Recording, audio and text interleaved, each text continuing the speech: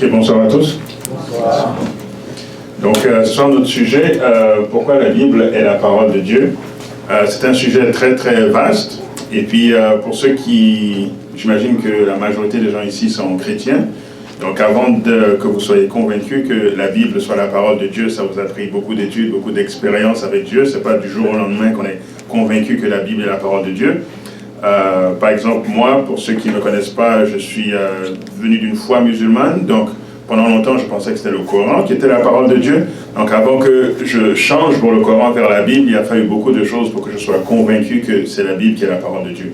Donc, je ne prétends pas convaincre les gens d'un coup comme ça, n'est-ce pas? Mais je vais vous donner une approche qui, pour moi, a beaucoup marché et qui m'a montré, qui m'a amené à me questionner sur pourquoi ce serait la Bible, la parole de Dieu, puis pas un autre livre sacré. Donc, si vous permettez, je vais encore prier, puis on va rentrer dans le développement du sujet de ce soir, avant que mon collègue conférencier ne continue. Éternel, donc Père notre Dieu, merci pour cette opportunité que tu nous donnes de nous pencher sur l'importance des Écritures. Et efface-moi complètement, Seigneur, et qu'on puisse voir pourquoi est-ce que c'est la Bible, Seigneur, qui est ta parole, et puis pas un autre livre. Nous avons prié au nom de ton Fils Jésus. Amen. Donc, pourquoi la Bible est la parole de Dieu? Donc, clairement, j'ai affiché mes couleurs, je suis convaincu que la Bible est la parole de Dieu. Dans le monde, il y a... avant d'arriver à ce qu'il y a dans le monde, on fait une assumption ici, plusieurs assumptions. Le but, c'est de prouver que la Bible est la parole de Dieu, n'est-ce pas? Donc, on suppose que Dieu existe, on n'est pas en train de discuter est-ce que Dieu existe ou Dieu n'existe pas. On affirme Dieu existe, n'est-ce pas? On affirme aussi que la vérité est absolue. Parce que si on dit que la Bible est la parole de Dieu, ça veut dire que ça ne peut pas être la Bible et puis un autre livre, puis un troisième livre. Est-ce que vous me suivez? Donc on dit que la vérité est absolue. Il y a une seule vérité, il n'y en a pas 36. Donc ça, c'est une autre assumption que l'on fait ce soir. Dieu existe et il y a une seule vérité. Okay? Et finalement, l'autre assumption que l'on fait, c'est que mais si Dieu existe et qu'il y a une seule vérité, ce Dieu a choisi de s'exprimer envers l'humanité avec des écrits qu'on appelle sa parole. Donc trois assumptions. Dieu existe, il y a une seule vérité, et ce Dieu a choisi de s'exprimer envers l'humanité avec des écrits qu'on appelle sa parole, ou ce soir la Bible dans notre cas. Donc c'est trois assumptions que je fais parce que si je parlais à des gens qui ne connaissent pas du tout Dieu, il faudrait d'abord essayer de passer à travers ça avant même de dire pourquoi est-ce que la Bible est la parole de Dieu. Mais on ne va pas faire tout ça ce soir. L'autre chose, c'est que dans le monde, il y a beaucoup d'écrits sacrés. Là, je vous disais que moi, j'étais musulman avant, donc le Coran. Pourquoi ce ne serait pas le Coran qui est la parole de Dieu? Et il y a aussi le judaïsme qui vient avec le Tanakh. Donc le Tanakh, c'est ce qu'on appelle la Bible hébraïque. Donc pour nous, c'est l'Ancien Testament. Donc là-dedans, vous avez la Torah, les livres de Moïse, les 5 premiers livres, où nous on appelle le Pentateuque. Vous avez les Névim, qui sont les prophètes, comme Ésaïe, Jérémie, tout ça. Et ensuite, vous avez les Ketuvim, qui sont des livres comme Esther, Ruth, Cantique des Cantiques, etc. Et tout ça, ça constitue la Bible hébraïque ou le Tanakh. Pourquoi ce ne serait pas juste ça? Parce que nous, les chrétiens, on rajoute le Nouveau Testament, n'est-ce pas? Donc pourquoi ce ne serait pas juste ça, la parole de Dieu? Le christianisme, c'est avec la Bible, le Nouveau et l'Ancien Testament. Le bouddhisme. Pour le bouddhisme, par exemple, c'est plus compliqué. Il n'y a pas un seul livre. Nous, les chrétiens, on dit c'est ça, la Bible, la parole de Dieu. Les musulmans vont dire c'est le Coran, la parole de Dieu. Mais pour les bouddhistes, il y a plusieurs écrits. Il y a les Pali, qui sont les écrits indiens. Pali, c'est une langue indienne. Il y a les écrits chinois du bouddhisme. Et il y a aussi les écrits tibétains. Donc il faut rassembler tout ça pour que vous ayez une idée de c'est quoi vraiment le bouddhisme. Pour que vous ayez disons, la plénitude des écritures de cette philosophie, de cette religion.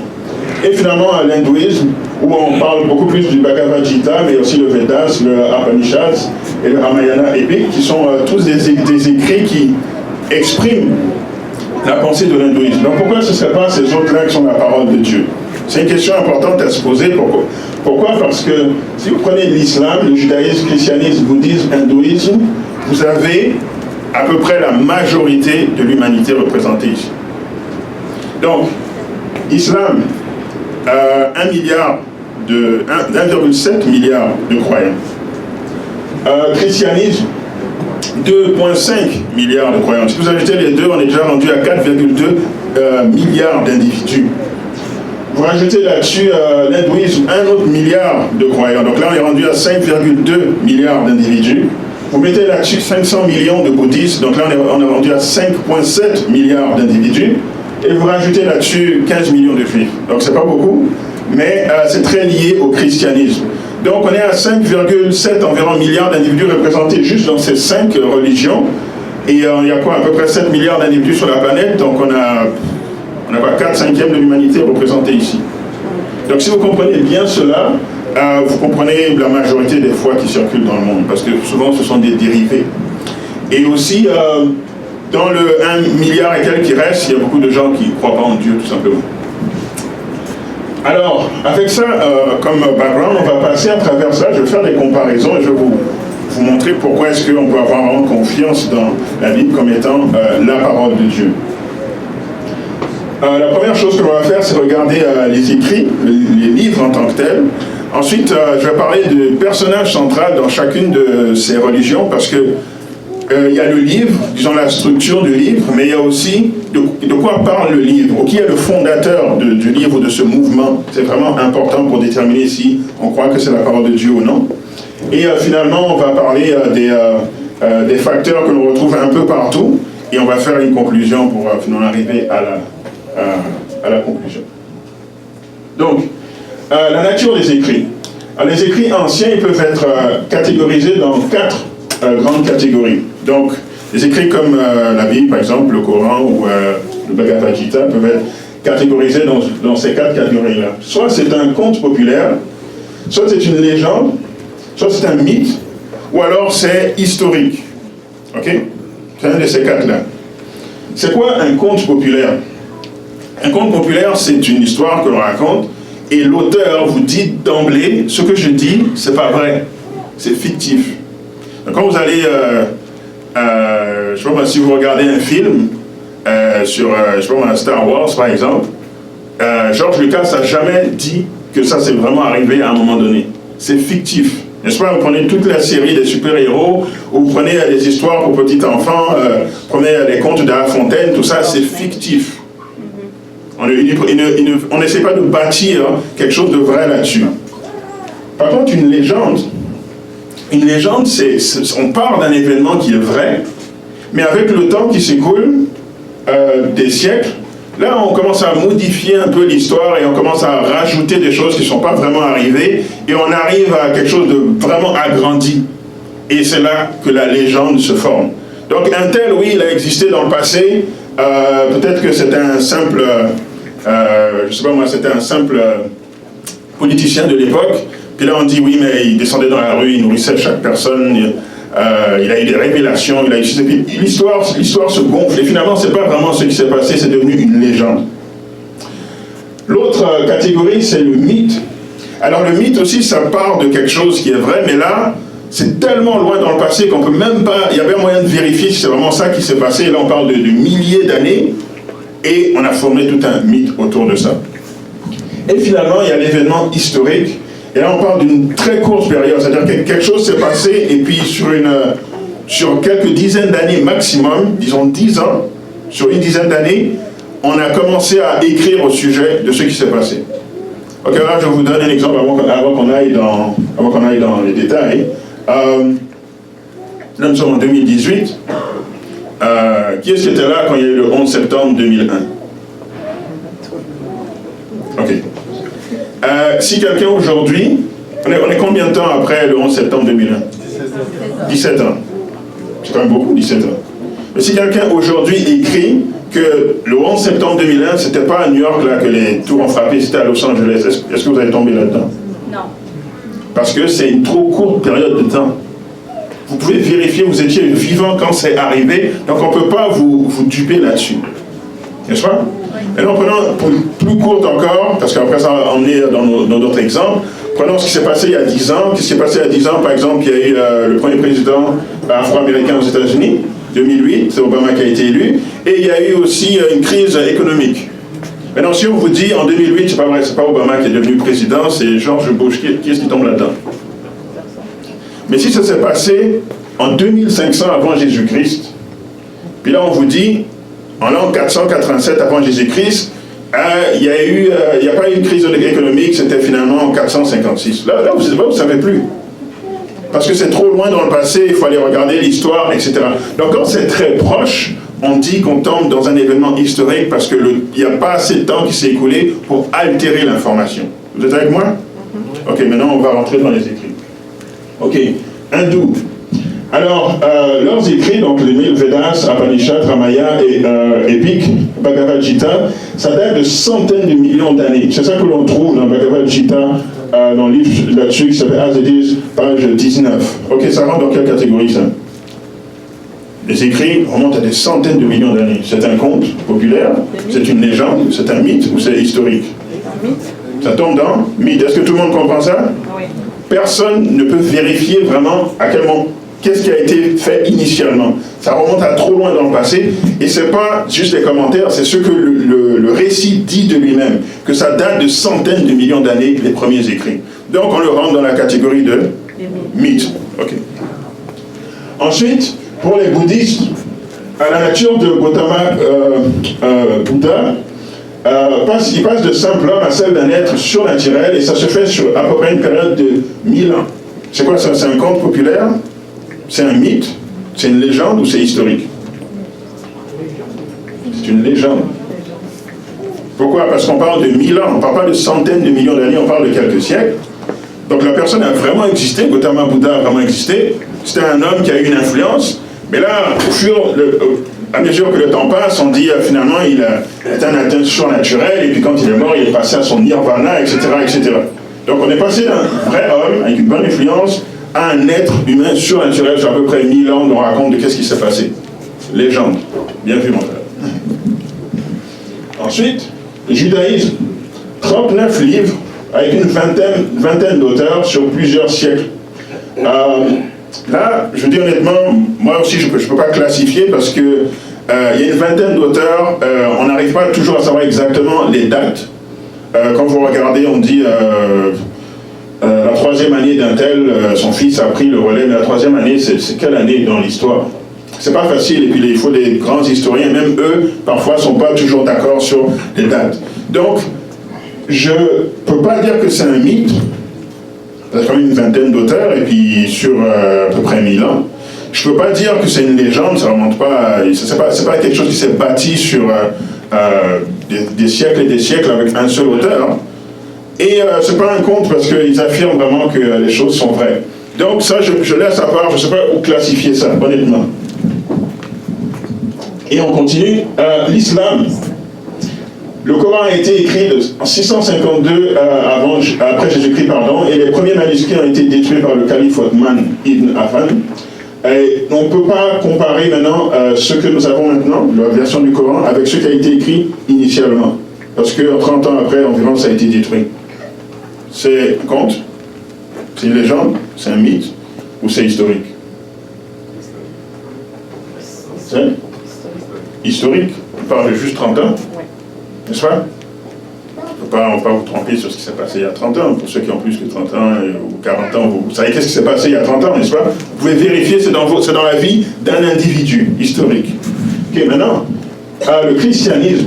Les premiers écrits du Nouveau Testament sont les lettres de Paul, et certaines ont été écrites seulement 10 ans après Jésus-Christ, après la mort de Jésus-Christ. Donc, c'est comme 2018 avec 2008, l'élection d'Obama et la crise économique. Ça fait que c'est totalement 100% historique, vous me suivez? La période est trop courte. Il n'y a pas eu le temps que l'histoire se déforme. Si quelqu'un avait dit quelque chose de fois, non, moi j'étais là. Je sais que c'est pas ça qui s'est passé. Donc, si vous regardez, on a déjà éliminé, pour les hindous, on a déjà éliminé pour les bouddhistes, juste à cause de la nature des écrits. Et c'est seulement la Bible qui est l'historique le plus solide parce que l'on peut comparer. Je vous disais que pour le Coran, après 30 ans, on a détruit les premiers écrits, on a juste une copie du Coran aujourd'hui, on ne peut pas faire de comparaison. La Bible est l'écrit ancien le plus fiable parce qu'on peut trouver dans la même période, donc les 10 ans un peu après Jésus-Christ, jusqu'à l'an 100, à peu près quand ils ont terminé, on peut trouver jusqu'à 15 000 copies en différentes langues du Nouveau Testament.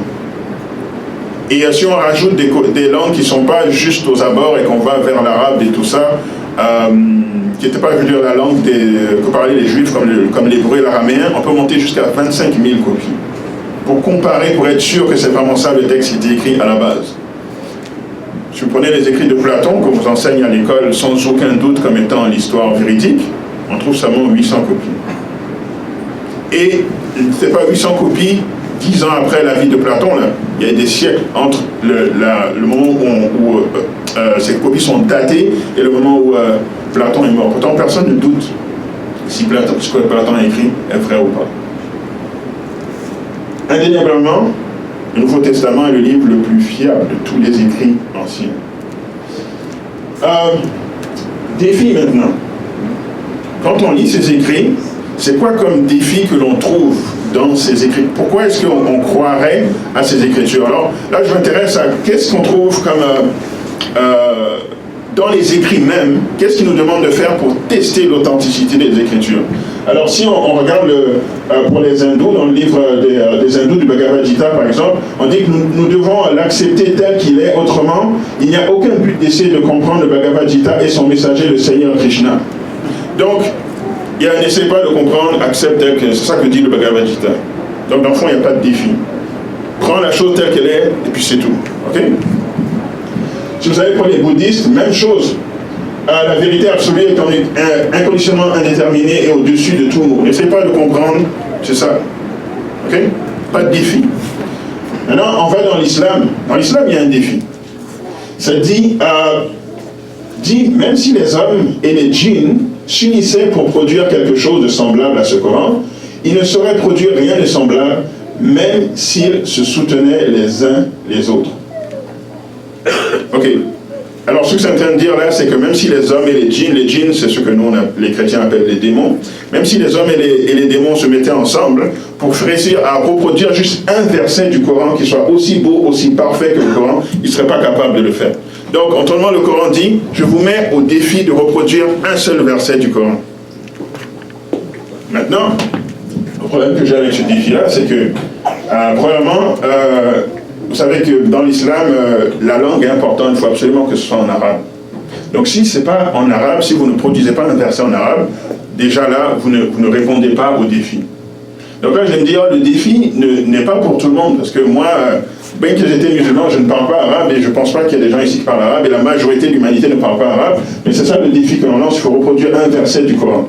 L'autre chose, c'est qu'admettons qu'on parlerait arabe et qu'on reproduise le verset, qui est-ce qui est juste? Qui est-ce qui va déterminer si c'est vraiment à la hauteur du Coran ou pas? Est-ce qu'il y a un comité d'imams qui vont regarder nos textes et qui vont décider? On ne sait pas.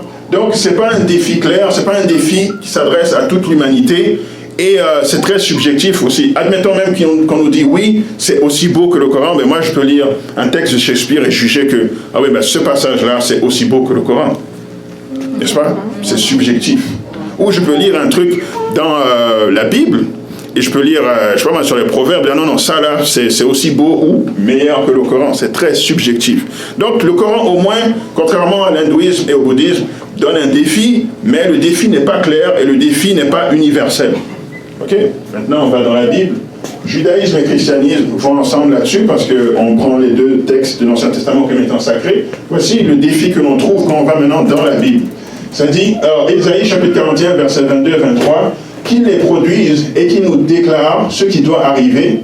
Quelles sont les prédictions que jadis vous avez faites? Dites-le pour que nous y prenions garde et que nous en reconnaissions l'accomplissement. Ou bien annoncez-nous l'avenir. Verset 23. Dites ce qui arrivera plus tard pour que nous sachions si vous êtes des dieux. Faites seulement quelque chose de bien ou de mal pour que nous voyions et regardions ensemble. Donc quel défi lance la Bible? C'est simple. Si vous voulez tester l'authenticité de la Bible, regardez qu'est-ce qu'elle dit sur ce qui va se passer dans le futur et vous allez voir que c'est vrai. Autrement dit, c'est les prophéties. Donc la Bible dit, lis la parole, regarde les prédictions qui ont été faites et regarde si c'est vraiment arrivé dans l'histoire. Ça, c'est un test pour tout le monde, parce que peu importe ta langue, tu as juste à trouver la Bible dans ta langue, et tout le monde peut regarder, lire le texte, regarder quelle était la prédiction, regarder si ça s'est passé dans le futur, et juger si c'est véridique ou pas. Donc c'est universel.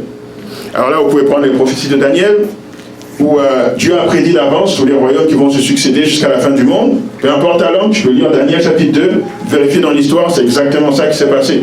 Regarde les prophéties sur le Messie, tu regardes comment le Messie est venu, c'est exactement ça qui s'est passé. Tu regardes les prophéties sur des temps plus proches de nous, tu regardes qu'est-ce qui s'est produit, comme la montée des États-Unis d'Amérique, la papauté et tout, c'est exactement ça qui s'est passé. Et tu peux même avoir des prophéties sur ce qui va se passer dans le futur par rapport à nous. Donc, la Bible est l'unique livre sur la planète qui lance un défi comme ça et que l'on peut vérifier de manière universelle. Donc, ça me pousse à croire que c'est la parole de Dieu. Les prophéties de l'Ancien Testament sont vraiment précises. Par exemple, juste pour la venue du Messie, c'était 300 prophéties sur la venue du Messie.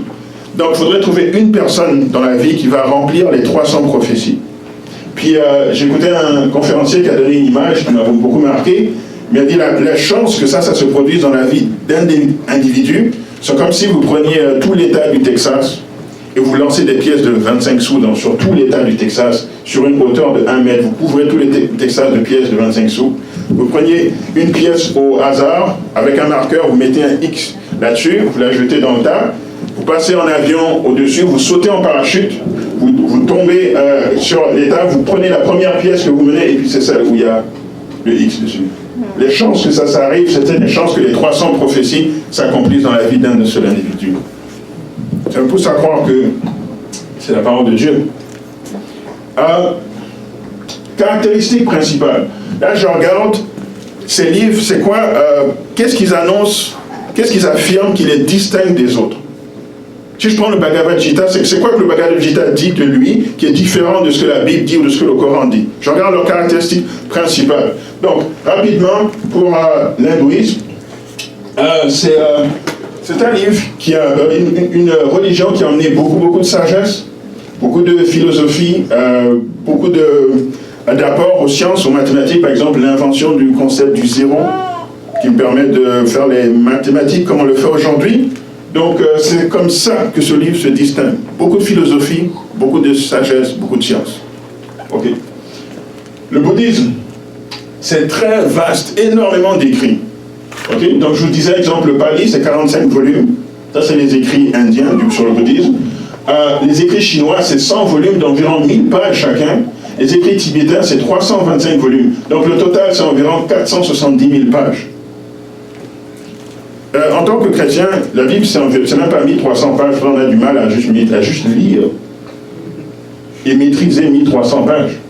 Imaginez si la révélation de Dieu, c'était 470 000 pages. Bonne chance pour les dévotions. Bonne chance pour vraiment comprendre la révélation divine. Donc c'est des écrits vastes et on se perd là-dedans. On se perd là-dedans. C'est des écrits très détaillés. Par exemple, il y a 250 règles que vous devez suivre en tant que moine si vous êtes un homme, et il y a 311 règles que vous devez suivre en tant que moine si vous êtes une femme. L'islam, c'est un peu comme l'exemple qu'on donnait, la beauté du texte. Le Coran, écrit dans un arabe parfait. Quand le Coran, ça veut dire récitation. Donc c'est pour ça que quand vous entendez les gens faire l'appel à la prière et tout, ils lisent le Coran, mais de manière chantée. C'est-à-dire récitation. Et effectivement, c'est un arabe superbe, c'est un arabe très beau à lui. Donc c'est ça que le Coran met de l'avant. Notre texte est supérieur à tous les autres textes. Maintenant, le christianisme et le judaïsme, voici la caractéristique qui distingue de tous les autres. Peut-être pour vous c'est banal, mais ce soir je vais montrer que c'est seulement dans la Bible qu'on trouve ça. Regardez, Daniel chapitre 9, verset 2, dit la première année de son règne, moi Daniel, je vis par les livres qu'il devait s'écouler 70 ans pour les ruines de Jérusalem, d'après le nombre des années dont l'Éternel avait parlé à Jérémie le prophète. Donc c'est Daniel qui parle, il dit qu'il est en train d'étudier ce que Jérémie, un autre prophète, a écrit. Pourtant dans la Bible vous trouvez le livre de Daniel et vous trouvez aussi le livre de Jérémie. Donc c'est deux auteurs dans le même livre qui font référence l'un à l'autre. C'est seulement dans la Bible que vous trouvez ça. Il n'y a pas d'autres écrits sacrés où il y a un auteur qui va faire référence à ce qu'un autre auteur a dit. C'est seulement dans la Bible que vous trouvez ça. Donc ça c'est une caractéristique complètement distincte de la Bible, bon, parmi tant d'autres. Et j'ai pris un exemple dans le Nouveau Testament, Pierre qui parle de Paul. Donc dans le Nouveau Testament aussi un auteur qui fait référence à un autre auteur. Maintenant, la plus grande revendication c'est quoi que ces écrits affirment qui est vraiment leur plus grande revendication? Nous sommes les champions de telle ou telle chose. Alors, l'hindouisme, ce sont des sages, plein de sages, respectés, honorés pour leur connaissance, leur intégrité, leur piété et leur connaissance exceptionnelle du monde spirituel. Donc c'est ça l'hindouisme, c'est des écrits de plein de sages sur énormément de temps. Le bouddhisme, c'est Gautama Bouddha, il dit, moi je suis le plus grand illuminé, je suis venu pour amener la lumière aux gens. C'est ça sa plus grande revendication. Le judaïsme, Moïse, c'est le messager et le prophète de Dieu pour les emmener en Canaan et pour leur donner la loi, n'est-ce pas, sur comment est-ce que la nation doit fonctionner. L'islam, Mahomet se présente comme le dernier des prophètes et c'est lui qui a reçu le message de Mahomet, le message de l'ange Gabriel ou Djibril pour l'humanité, et il n'y a pas d'autre prophète après lui, c'est lui le dernier, c'est comme ça qu'il se présente. Maintenant, Jésus, il dit qu'il est le Fils de Dieu. Il n'y a aucun autre fondateur qui a une revendication aussi grande. Regarde les autres, on emmène la sagesse, je viens vous apporter la lumière, ou je suis le messager de Dieu, etc. Jésus dit, moi je suis Dieu. Il n'y a aucun autre messager qui dit ça. Donc c'est où c'est un lunatique et il ne faut pas suivre du tout ce qu'il dit, ou c'est vrai et puis il faudrait prêter attention. Parce que c'est le seul qui a cette revendication-là. Le Fils de Dieu, pas dans le sens, moi je suis enfant de Dieu parce que je me suis baptisé, mais je suis l'égal de Dieu, je suis sa représentation, je suis son image. C'est lui seul qui dit ça. Okay. Message et mission. Donc, dans l'Oudisme, le message et la mission essentielle, c'est les sages et les auteurs ont formé une philosophie pour montrer le chemin vers la vérité ultime, qui est la fusion de l'esprit humain avec le suprême âme Brahman, pour briser le cycle de la vie et de la mort. Donc le but, c'est que mon âme fusionne avec Brahman. Brahman, c'est l'être suprême qui a pris une partie de lui-même pour créer tout l'univers. Donc moi, mon but dans la vie, c'est de fusionner avec lui pour atteindre ce grand niveau. Ok. Bouddhisme, il est né pour éclairer, pour le bien de tous ceux qui vivent. Gautama Bouddha voulait communiquer la lumière, qui est ultimement la vérité et le néant. Donc,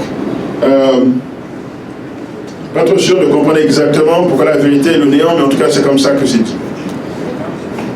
Le judaïsme, Lévitique 18, verset 5, c'est dit, vous observerez mes lois et mes ordonnances. L'homme qui les mettra en pratique vivra par elles. Je suis l'Éternel. Donc, le but, la mission de Moïse, c'est surtout d'emmener les lois et les ordonnances pour comment est-ce que nous devons fonctionner. L'islam, le Coran, la parole infaillible de Dieu et Mohammed est son messager. Et quand on arrive à Jésus, encore une fois, complètement à l'écart de tous les autres. Les autres ont dit, moi je viens vous montrer le chemin. Jésus dit, c'est moi le chemin. Bouddha il dit, moi je viens vous montrer la lumière, je suis le plus grand illuminé. Jésus il dit que c'est moi la lumière. Et les autres viennent vous dire comment faire fusion avec l'âme, comment sortir de la mort. L'enfant, et Jésus dit, c'est moi qui suis la résurrection et la vie. Donc chacun des autres messagers, il vous dirige vers quelque part, il vous dirige vers une solution, et Jésus c'est le seul qui dit, c'est moi qui suis la solution. Donc, est-ce que vous voyez comment il se distingue des autres? Il n'y a aucun autre qui a fait ce genre de propos. C'est lui qui est la solution. C'est en lui que se trouvent toutes les solutions. C'est lui qui remporte la victoire sur la mort. Donc j'ai mis les textes ici. Jésus lui dit, je suis le chemin, la vérité et la vie. Nul ne vient au Père que par moi. Jean 8, verset 12, Jésus leur parla de nouveau et dit, je suis la lumière du monde, celui qui me suit ne marchera pas dans les ténèbres, mais il aura la lumière de la vie. Et Jean 11, verset 25, Jésus lui dit, je suis la résurrection et la vie, celui qui croit en moi vivra, quand même il serait mort. Un point très important ici, cohérence. Est-ce que ce que les personnages centraux de ces livres disent est en harmonie avec leur vie? Est-ce qu'il y a une cohérence entre leurs propos et leur vécu? Alors pour l'hindouisme par exemple, c'est écrit dans Bhagavad Gita que l'homme ne doit pas céder aux désirs sensuels. Mais Krishna qui est le 9e avatar, donc qui est une des représentations du Dieu, si vous voulez, une incarnation du Dieu Vishnu, parce que bon, dans l'hindouisme, ils fonctionnent avec les avatars, il y en a eu 9 jusqu'à présent, puis ils attendent le 10e avatar. Donc Krishna c'est le dernier, le 9e, le dernier qui est paru. Lui, on dit, dans leurs écrits, ce n'est pas des commentaires, qu'il a eu 16 108 femmes et qu'il a eu 180 008 fils. Donc, si vous faites le calcul, pour avoir autant d'enfants, ou autant de femmes, il faudrait faire, je ne sais pas moi, peut-être 15 enfants par jour pendant 50 ans. Peut-être plus. Quand est-ce que tu as le temps de méditer? Quand est-ce que tu as le temps de faire une méditation transcendantale et puis de vraiment expliquer c'est quoi la révélation? Donc d'un côté, il ne faut pas céder aux désirs sensuels, et de l'autre, une vie sexuelle totalement débridée. Il y a même des histoires que vous trouvez dans leurs écrits où il était venu à côté d'un fleuve, puis il y a des femmes qui se baignaient, puis Krishna qui monte sur l'arbre, et il s'assure de prendre les vêtements de toutes les femmes et de monter sur l'arbre. Et ensuite les femmes sortent et veulent s'habiller, et disent c'est moi qui ai vos vêtements, mais vous devez venir chacune, une par une, chercher vos vêtements. Et bien sûr, truc sexuel pas très propre. Comment? Il n'y a aucune cohérence entre ce qu'il dit et ce qu'il vit, aucune cohérence. Et c'est leurs écrits, vous trouvez ça dans leurs écrits. Donc c'est eux-mêmes qui le disent. Okay? Bouddha, même chose. Ça dit un moine ne doit pas avoir de rapport sexuel, mais Bouddha a des descriptions d'orgie. Quand il est né dans un palais royal, vous avez des descriptions d'orgie qui sont là, et puis plus tard dans sa vie, en tant que moine, même chose, continuer vie sexuelle pas très propre. Donc encore une fois, aucune cohérence. Puis c'est drôle parce que souvent sur ce péché-là, c'est facile d'attraper les leaders. Judaïsme, la Bible dit tu ne tueras point, puis Moïse a tué un Égyptien dans Exode 2, verset 12, donc on ne peut pas dire qu'il a une vie parfaite sans péché, n'est-ce pas? C'est juste un exemple, mais il y a d'autres exemples de l'imperfection de Moïse.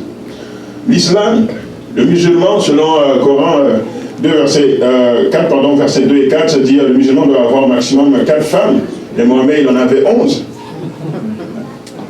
Et il est décrit dans le Coran comme quelqu'un dans qui se trouvait l'erreur et qui avait besoin d'être purifié.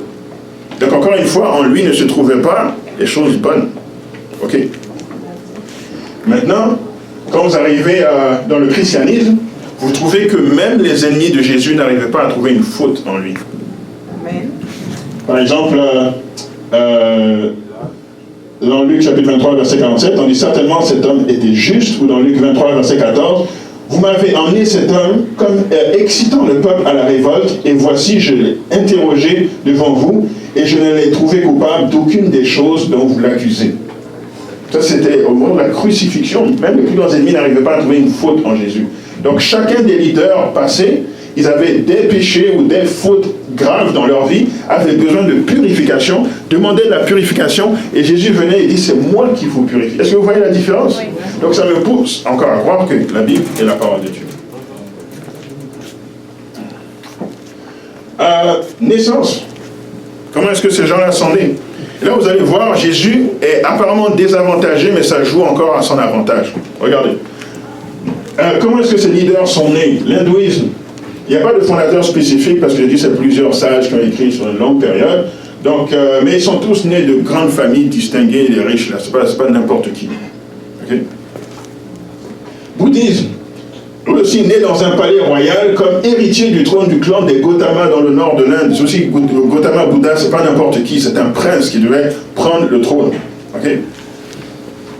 Judaïsme, Moïse, né, mais adopté par la fille de Pharaon. Donc encore une fois, grandi dans le palais royal, c'était pas n'importe qui, Moïse. Mahomet, fils posthume, né de la grande tribu des Quraïsh, clan des Hassim, donc c'est encore une grande tribu, ceux qui s'occupaient de la Kaaba au Moyen-Orient. Encore une fois, pas n'importe qui. Et vous arrivez à Jésus, né d'une famille pauvre dans une étape. Est-ce que vous voyez le contraste? Tous des grands hommes ou des grandes familles, des grands clans, et puis tout d'un coup, fils de petit charpentier né au milieu des animaux. Donc il y a un clash entre l'origine, si vous voulez, sociale des autres leaders et celle du fondateur du christianisme, et donc la Bible que nous suivons aujourd'hui. Par contre, on continue, on passe le point. Durée de vie des ministères. L'hindouisme, c'est sur des millénaires que le message se transmet pour pouvoir se former. Le bouddhisme, Bouddha, il a eu un ministère de 45 ans. Donc de 35 ans à 80 ans, il a prêché, il a fait son message, etc., son dernier sermon à 80 ans. Donc 45 ans de ministère. Le judaïsme, 40 ans. Vous savez, Moïse a commencé son ministère pour le faire sortir d'Égypte à 80 ans, puis il l'a terminé à 120 ans parce que bon, il a péché, il n'est pas rentré en Canaan, donc ça fait 40 ans de ministère. L'islam, Mahomet a un ministère de 23 ans, 610 à 632 après Jésus-Christ. Ensuite, vous arrivez à Jésus 3 ans et demi. C'est lui qui a eu le ministère le plus court. Par contre, c'est lui qui a eu l'impact le plus grand.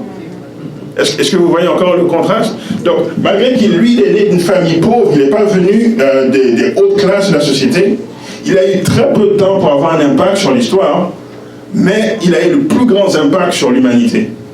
Ça me pousse encore à croire que la Bible est la parole de Dieu. On continue. La mort. L'hindouisme, chacun des sages était grandement honoré après sa mort. Le bouddhisme, Gautama Buddha est parvenu au nirvana en présence de ses disciples. Donc ses disciples étaient là, parvenus au nirvana selon la description que vous trouvez, encore une fois, mort très honorable. Le judaïsme, Deutéronome 34, verset 7, quand Moïse était âgé de 120 ans lorsqu'il mourut, sa vie n'était point affaiblie et sa vigueur n'était point passée. Les enfants d'Israël pleurèrent Moïse pendant 30 jours dans les plaintes de Moab, et ces jours de pleurs et de deuil sur Moïse arrivèrent à leur terme. Encore une fois, grand hommage à un grand homme, n'est-ce pas? Islam, grande funéraille au décès de Mahomet, successeur Abou Bakr, etc. Vous arrivez à Jésus, il est mort comme au milieu des criminels. Il n'y a pas eu de grandes funérailles. Au contraire, les disciples se sont cachés pour leur vie. Vous voyez encore le contraste?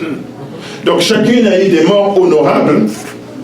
Christ a eu une mort exécrable, mais c'est lui qui a eu le plus grand impact. C'est lui qui a divisé l'histoire en deux. On parle maintenant de avant et après Jésus-Christ, alors qu'il a eu une mort comme un criminel. Encore une fois, ça me pousse à me dire que la Bible doit être la parole de Dieu. Et après la mort, les corps des sages étaient généralement incinérés. Ça, vous voyez, en Inde, ils sont très forts de brûler les corps. Vous voyez ça souvent à la télé. Bouddhisme, adoration des reliques de Bouddha. Donc on adorait le reste des corps de Bouddha, ce qui est arrivé après que son ministère soit terminé.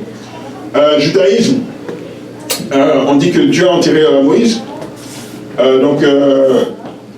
Verset 6, et l'Éternel l'enterra dans la vallée au pays de Moab, vis-à-vis de Beth-Péor. Personne n'a connu son sépulcre jusqu'à ce jour. Donc Moïse est mort. Et n'oubliez pas, là je parle du judaïsme, donc peut-être longtemps les chrétiens me disent oui, mais on sait que Jésus est ressuscité et tout ça. Mais n'oubliez pas, là on pense au judaïsme. Donc vous n'avez pas Matthieu chapitre... vous n'avez pas Matthieu chapitre 7. Oui, vous n'avez pas la transfiguration, puis vous n'avez pas non plus Jude qui vous explique qu'il a été ressuscité. Donc mettez-vous en tête d'un judaïsme pur, ok? Ça fait que Moïse, on l'a enterré, puis on ne sait pas où est-ce qu'il est. Et Islam, Abou Bakr a succédé à Mahomet, et il est mort seulement 2 ans après, avant d'être remplacé par Othman. Donc pour l'islam, c'est un homme qui succède à un autre homme, c'est un leader qui vient prendre la place pour être calife, pour être donc le commandant en chef des armées et le commandant des croyants. Et vous arrivez à Jésus, c'est le seul leader qui est présent après sa mort. Parce qu'il dit dans Apocalypse chapitre 1 verset 18, « Je suis le premier et le dernier et le vivant, j'étais mort et voici je suis vivant au siècle des siècles, je tiens les clés de la mort et du séjour des morts. » Matthieu 28 verset 20 dit « Enseignez-leur à observer tout ce que je vous ai prescrit et voici je suis avec vous tous les jours jusqu'à la fin du monde. » Donc aucun des autres leaders ne prétendait être là après. Et lui c'est le seul qui avant même sa mort dit « Oui, moi je serai avec vous jusqu'à la fin du monde. » Encore une fois, un énorme contraste de vision. Et on termine avec ceci, des facteurs non uniques, c'est-à-dire des facteurs que vous trouvez dans une religion et que vous trouvez dans l'autre. J'en ai mis 12. Et je vais vous juste faire une lecture rapide. Donc, premièrement, est-ce que dans la Bible, on a un message complet? La Bible prétend avoir un message complet. Si on lit la Bible, on a tout ce qu'il faut pour accéder au salut. Les autres religions prétendent faire la même chose. Est-ce que l'amour et la foi, c'est des choses qui sont vraiment importantes? Clairement, vous trouvez ça dans la Bible. Les autres religions prétendent pousser l'amour et la foi aussi. Dieu est sauveur. Oui, dans la Bible, Dieu est présenté comme le sauveur, sauf aussi dans les hindouismes Par exemple, vous avez les avatars qui sont là pour venir apporter une sorte de salut. Mais dans l'islam, vous n'avez pas ce concept-là, par contre. Donc, je n'ai pas mis un X sur l'islam. Incarnation du Dieu sauveur, vous avez ça dans la Bible, dans le Nouveau Testament, avec Jésus qui vient comme fils de Dieu. Vous n'avez pas d'incarnation dans le judaïsme parce que Jésus n'est pas encore venu comme fils de Dieu. Et dans l'hindouisme et le bouddhisme, oui, vous avez ça parce que même Bouddha, c'est comme une incarnation du suprême Bouddha. Et Krishna, c'est une incarnation du Dieu Vishnu, qui lui-même vient de Brahma. Donc, vous avez encore ce concept d'incarnation. Est-ce qu'il y a un être suprême? Donc oui, même si la Bible en entier parle de Trinité, il y a quand même un être suprême. Dans l'islam aussi, on parle d'un être suprême. Judaïsme, la même chose. Bouddhisme, le suprême Bouddha. Hindouisme, Brahman. Révélation et non une fabrication humaine. Chacun des écrits prétend que c'est une révélation, c'est pas un homme qui a juste écrit un roman, ça a été une révélation supérieure. Au-delà de la raison et de la logique, oui, il faut la foi pour comprendre les choses. Est-ce que si on suit ce texte, on va avoir une bénédiction dans la vie présente? Encore une fois, oui, la bénédiction, c'est pas juste pour la vie à venir, c'est aussi dans la vie présente. L'expérience est essentielle. Si on ne connaît pas Christ, on va nulle part. Est-ce que l'application est universelle? Est-ce que c'est pour tout le monde? Oui, le salut est pour tout le monde. Est-ce qu'il y a des miracles qui sont mentionnés dans ces écrits? Oui, il y a des miracles. Et finalement, est-ce qu'on voit la valeur supérieure de l'objectif? C'est-à-dire, malgré les souffrances ici-bas, ça vaut la peine de suivre ce message à cause de l'objectif final. On trouve ce concept aussi. Et si vous prenez les 12 concepts et vous regardez, encore une fois, ce serait l'équivalent d'une autre étude, mais vous regardez laquelle des religions répond clairement à chacune de ces questions, c'est seulement dans la Bible que vous trouvez ça. Parce que parfois vous trouvez quelques mentions, mais vous ne trouvez pas de réponse claire. Dans la Bible, vous trouvez les réponses claires à chacun des 12 concepts que je viens de vous présenter. Donc, conclusion, la Bible est la parole de Dieu, car le Nouveau Testament est le mieux documenté des écrits anciens et confirmé comme historique dans sa nature. La Bible est la parole de Dieu, car la caractéristique principale des écrits judéo-chrétiens, la référence entre auteurs séparés par des siècles est impressionnante et surnaturelle. C'est comme s'il y a un autre auteur qui dirige les deux personnes. La Bible est la parole de Dieu, car le test que donne la Bible pour mettre l'épreuve à son authenticité est clair et ouvert à tous. La Bible est la parole de Dieu, car Jésus fait la plus grande déclaration de tous les fondateurs de religion, être le Fils de Dieu, disons l'égal de Dieu. La Bible est la parole de Dieu, car Jésus ne prétend pas seulement emmener un message, mais être le message lui-même. Je suis la vérité. La Bible est la parole de Dieu, car Jésus est l'unique fondateur dont la vie était en harmonie avec ses enseignements. Il dit quelque chose de ce qu'il vit est parfaitement en harmonie. La Bible est la parole de Dieu, car Jésus est l'unique fondateur dont la naissance est controversée, dite illégitime par certains, mais ça n'a pas empêché d'avoir le plus grand impact sur l'humanité. La Bible est la parole de Dieu, car le ministère de Jésus était de loin le plus court par rapport aux autres fondateurs, mais c'est lui qui a séparé l'histoire en deux. On parle de avant et après Jésus-Christ. La Bible est la parole de Dieu, car Jésus est l'unique fondateur qui est mort de façon honteuse comme un criminel. Ça n'a pas empêché d'avoir le plus grand impact. Et la Bible est la parole de Dieu, car Jésus est l'unique fondateur qui est mort et a réussi à briser les chaînes de la mort. Il a vaincu la mort. Voilà.